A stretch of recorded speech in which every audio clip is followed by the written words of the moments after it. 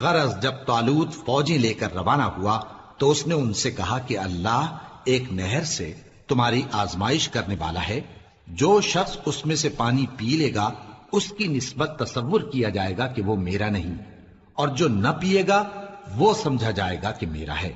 ہاں اگر کوئی ہاتھ سے چلو بھر پانی لے لے تو خیر۔ جب وہ لوگ نہر پر پہنچے تو چند آدمیوں کے سوا سب نے پانی پی لیا۔ پھر جب طالوت اور مومن لوگ جو اس کے ساتھ تھے نہر کے پار ہو گئے تو کہنے لگے کہ آج ہم میں جالوت اور اس کے لشکر سے مقابلہ کرنے کی طاقت نہیں۔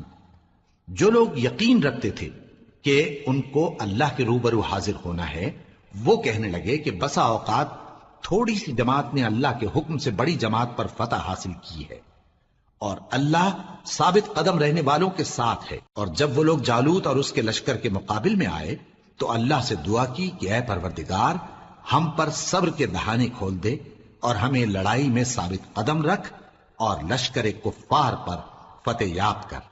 تو طالوت کی فوج نے اللہ کے حکم سے ان کو شکست دے دی، اور داؤد نے جالوت کو قتل کر ڈالا، اور اللہ نے ان کو بادشاہی اور دانائی بخشی اور جو کچھ چاہا سکھایا۔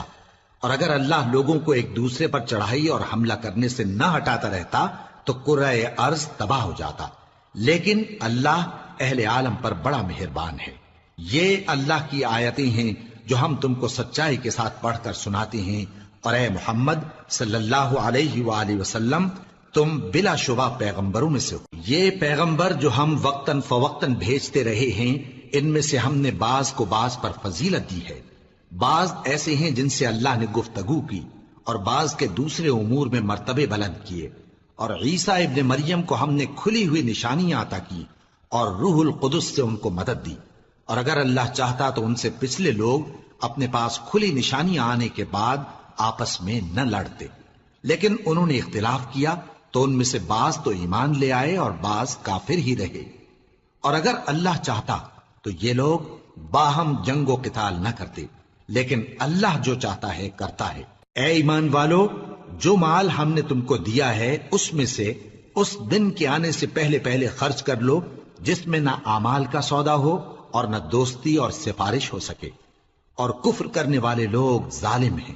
اللہ وہ معبود برحق ہے کہ اس کے سوا کوئی عبادت کے لائق نہیں، زندہ ہے، سب کو تھامنے والا، اسے نہ اونگ آتی ہے نہ نیند۔ جو کچھ آسمانوں میں اور جو کچھ زمین میں ہے سب اسی کا ہے۔ کون ہے کہ اس کی اجازت کے بغیر اس سے کسی کی سفارش کر سکے؟ جو کچھ لوگوں کے روبرو ہو رہا ہے اور جو کچھ ان کے پیچھے ہو چکا ہے اسے سب معلوم ہے، اور لوگ اس کی معلومات میں سے کسی چیز پر دسترس حاصل نہیں کر سکتے۔ ہاں جس قدر وہ چاہتا ہے اسی قدر معلوم کرا دیتا ہے۔ اس کی بادشاہی اور علم آسمان اور زمین سب پر حاوی ہے، اور اسے ان کی حفاظت کچھ بھی دشوار نہیں۔ وہ بڑا عالی رتبہ ہے، جلیل القدر ہے۔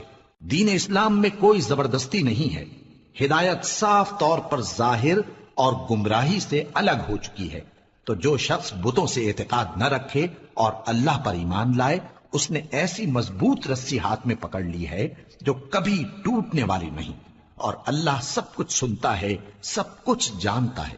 جو لوگ ایمان لائے ہیں ان کا دوست اللہ ہے کہ اندھیرے سے نکال کر روشنی میں لے جاتا ہے، اور جو کافر ہیں ان کے دوست شیطان ہیں کہ ان کو روشنی سے نکال کر اندھیرے میں لے جاتے ہیں۔ یہی لوگ اہل دوزخ ہیں کہ اس میں ہمیشہ رہیں گے۔